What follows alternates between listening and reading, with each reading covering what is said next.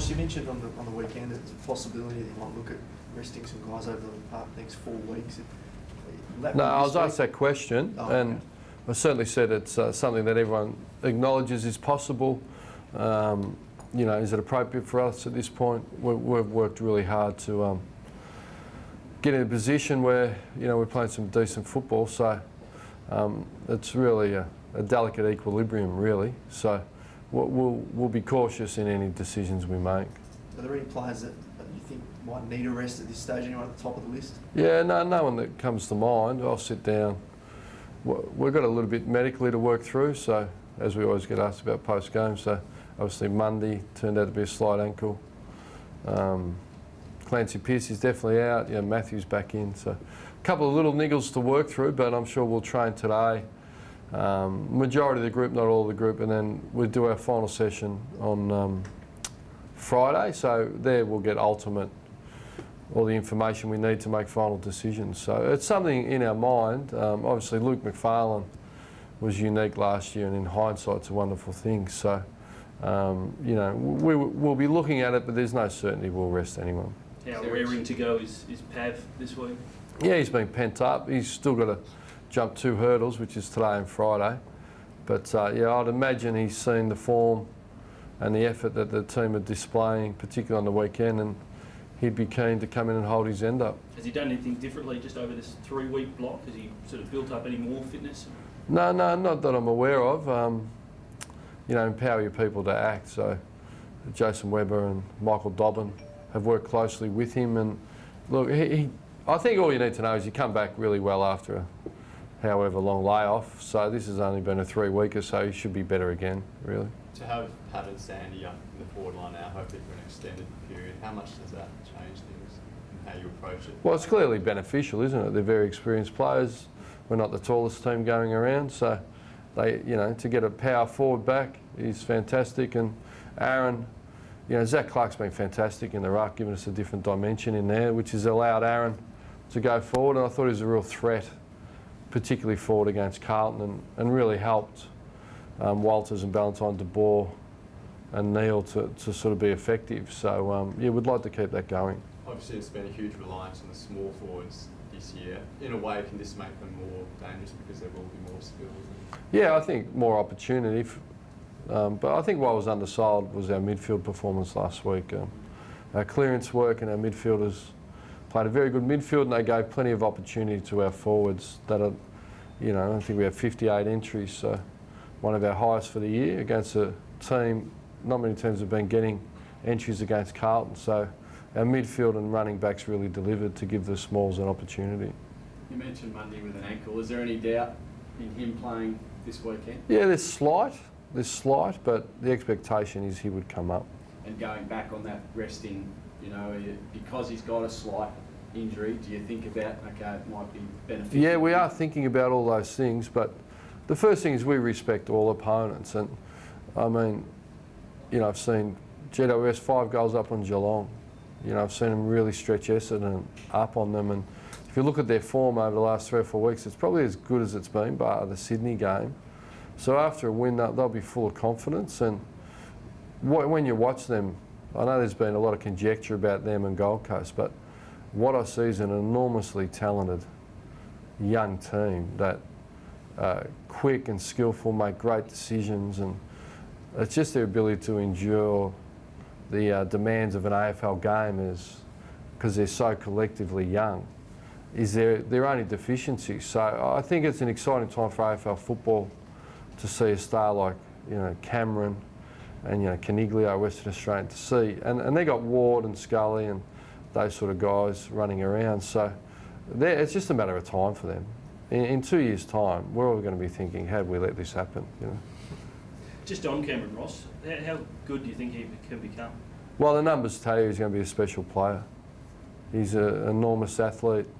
If you go back, which I just watched the shows like you guys, they've matched him up against the best power forwards of the generations and what he's done, and that they delivered probably in stronger teams. So he's a freak.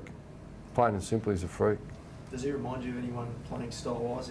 Maybe like Nick Revolt or anyone like that? No, I think everyone has their own signature. I haven't seen enough of him But he just looks like a freak. Ross, you mentioned you watched the shows. Paul Roos had some interesting comments about Aaron Sandlin's marking on Monday night. I don't know if you saw them and Yeah. your thoughts on those.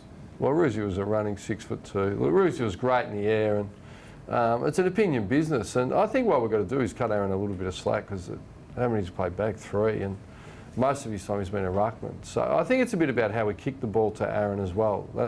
We're learning how he likes it kicked to him and how he doesn't. So we've all got room for improvement, and I think you've got to acknowledge, some of the commentators actually do have some expertise. But you can't take on board everything everyone says. Otherwise, you're just chasing your tail. You've got to stand for something that you believe in as well. Do you think, going back on the GWS, do you think they will be a power within 2 years? I don't know about within, but I think in a couple of years you're going to see enormous growth. I think they've put together an incredible young list, and obviously, Sheedy's been a wonderful ambassador, and match day, and Leon Cameron's a really astute operator. So if they wrap the resources around them and they keep them together, it's going to be an exciting time. We tried to get Chris Main to talk about top 2 yesterday. Can you, as a coach, talk about the excitement of maybe finishing top 2 and what's on offer? I could talk about the excitement if we finish there, but I've lost my crystal ball. It's not working at the minute, and look, well, we know everything's possible. So 2 weeks ago against Richmond, we were thinking about how we're going to stay in the 8. So things change very quickly. I don't know what would clear of Richmond and Collingwood. Could you tell me points-wise? I don't think. What is it, a game, is it?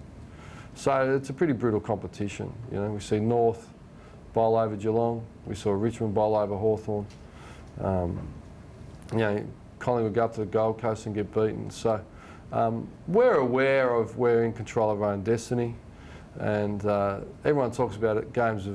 Everyone's now talking about draws, and all I know is we played 6 of the top 8 in our first 7 games, and who would have thought the turnaround? We got Port Adelaide to come, and so there's plenty of challenges that lay in front of us, and as soon as you get ahead of yourself in this game, you trip over pretty quickly. So some teams have breathed out for one day, grand final day, and relaxed on grand final day, and so we want to have no regrets. We're in this position because we train well, we prepare well, and we'll be unrelenting in driving those standards in the ensuing weeks. So you guys, it's your job to write about it, write the headlines. We're just about action, and because talk doesn't get it done, talk's cheap.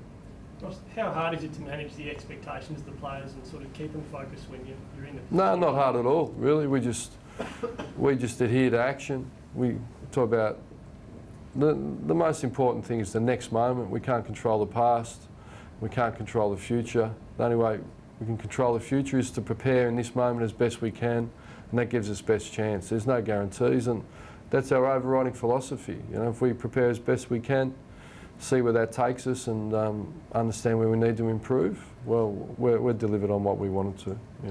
That's your pretty firm philosophy on that. Was that sort of born out of any lessons from your playing career or other clubs? No, I was a hack, mate. I was a hack. No, it's just overriding. You go to all your coaching seminars, you read a few books, and surround yourself amongst people with great knowledge, and they impart their experience. So Paul Roos, Dennis Pagan, Robert Walls, David Parkin, and you take those philosophies on and you try and impart it to some young players. How's Garrick Ibbotson? Yeah, he's good. Good. About playing this week? Yeah. Yeah, okay. Yeah, no, he's more than likely to play. Yeah. But again, he sits in that bracket. We wouldn't push him over the cliff, but if he's available and fit to play, he'll play. So I'll make that clear. Those fit and available will play. Is Luke 1 week away? I think it's been 4 weeks since his injury. No, I think if you're on record, I think it's going to take longer than that. I think even on Channel 7 last week, pre the game, I said he's probably going to be back around 23. That's probably the aim. Ross, just quickly on Jeremy Cameron again. Is Zach Dawson the best matchup for Jeremy? Oh, I haven't thought about it. He's really quite athletic, plays a bit higher. It might be Michael Johnson, might be Garrick Ibbotson. I think in today you don't tend to get one, you tend to roll over a fair bit. We rolled over opponents a fair bit last week. So, but as always, it's going to be about pressure up the field, and we've got to limit supply to him. That'll be the best way to stop him. Just off topic a little bit, it might be difficult to answer. A decision on cap of interchanges is looming closer. Have Yeah. you got any thoughts on that? Have you been consulted at all? And how I'm on the subcommittee there for Coach Association. There's been a bit of dialogue, put information together to put forward. I think we're all just sitting and waiting. All we've asked is, can we know earlier rather than later, because it will affect recruiting decisions, and you know, hopefully common sense prevails. Ross, It's you commonly spoke- uncommon. So you spoke on 6PR earlier this week in regards to resting players. So a lot of your players have had a few weeks off because of different circumstances. Do you expect Matthew Pavlich to benefit from maybe not having as much game time during the season, just having his last 4-week block for finals? Well, that's a good question. I think he'd be less sore, but he needs a good run from here. He wouldn't want too many hiccups from here. He wouldn't want to get suspended again for 3 weeks, I can tell you that.